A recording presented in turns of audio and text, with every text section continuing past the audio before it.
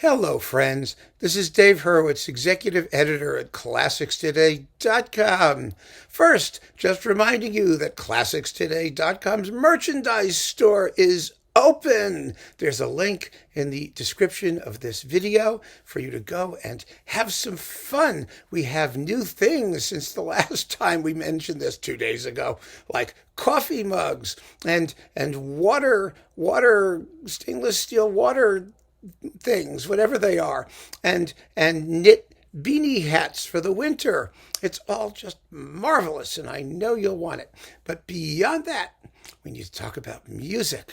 So I'm thanking you in advance for getting your merchandise, including this t-shirt, Our Ears Don't Lie.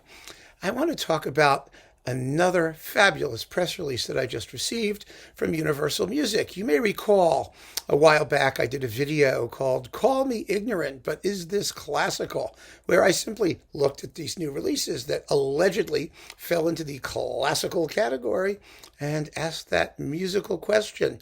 I was puzzled then, and I'm even more puzzled now. I think we need to make this a bit of a series, don't you? So here is part 2 of Call Me Ignorant, but Is This Classical?, courtesy of Universal Music's upcoming classical music releases. So to start with, all I need to do is read these things. It's amazing. You ready? Well, actually, this is a pre-announcement because this one isn't out until March 2022, but they're telling us about it now. It's called All of Us by someone named Luke Howard. Now, Luke Howard is Australian, and here is the description. Like all of Melbourne, Luke Howard lived through the longest COVID-related lockdown in the world, turning adversity into an artistic triumph. Okay. He forged a new album, his second solo record for Mercury KX, and a new benchmark for the contemporary classical composer, pianist, and Australian Music Prize nominee. I love it when they just announce that they're nominees. I mean, if you win, okay, say that they won. It doesn't mean anything that they won, given the way these award things usually work, but at least they won something. The fact that they were nominated, I mean, who cares? He was nominated. I could get nominated. We're all nominated. Anyway, All of Us, this is the album, is an exquisite portrait of isolation, loss, resistance, and reconciliation in both stark and rich shades of piano, orchestra, and electronics. Well, that sure tells you a lot, doesn't it? Okay, so that's coming in March, and obviously it's classical. Oh, out today, whenever today is, November 12th, yes. Spencer, the original motion picture soundtrack by Johnny Greenwood. Now, this, of course, is classical because it's a movie soundtrack. Since when are movie soundtracks classical? I never knew that they were. I mean, they can become classical. Sometimes they're written for orchestra. This is actually, Spencer is not about a geeky kid with big glasses and a little beanie hat with a propeller on top. It's about Diana. I think that's what it's about, as in Charles and Diana. Other than that, I know nothing about it. I assume that the music is going to be a sort of, romantic slop fest. If I'm wrong, please tell me. I'd be delighted to know. Maybe I'll get a chance to listen to it. Next, on Deutsche Grammophon, that fabulous classical label, we get Moby. Remember Moby? Now, I was terribly embarrassed. I much as I love classical music and have immersed myself in it, I do feel very keenly the fact that I have a serious lack of knowledge about popular music and pop culture generally. I mean, when you're growing up, you know these things because they're part of the popular culture. But as you get older, you wall yourself off from it, and I actually regret that. I really do. But I don't have time to do much else. So Moby was a rock guy who wrote dance music, and he had a successful album in the 90s. I think it was called Playful or something like that.